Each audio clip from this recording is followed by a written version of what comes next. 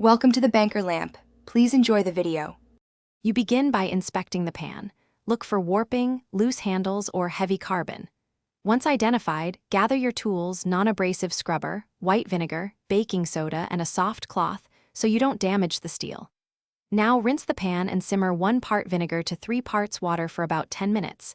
This loosens mineral stains and burnt sugars. While it simmers, make sure to check rivets and handles, tighten or flag them for later repair, so you don't clean a structurally unsound pan. Once the vinegar soak is done, drain and sprinkle baking soda across the base to create a gentle abrasive. Scrub in circular motions with a nylon pad to lift carbon without scratching. If rainbow heat stains remain, apply a thin paste of cream cleaner or a 0.5 cm smear of baking soda, rub gently, then polish with a soft cloth to restore shine.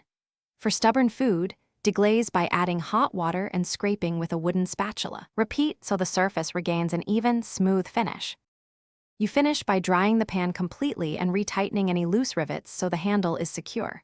If the pan shows minor scratches, buff with stainless steel polish for improved release. Deep gouges are a structural issue and generally need professional attention or replacement. Once done, test on medium heat.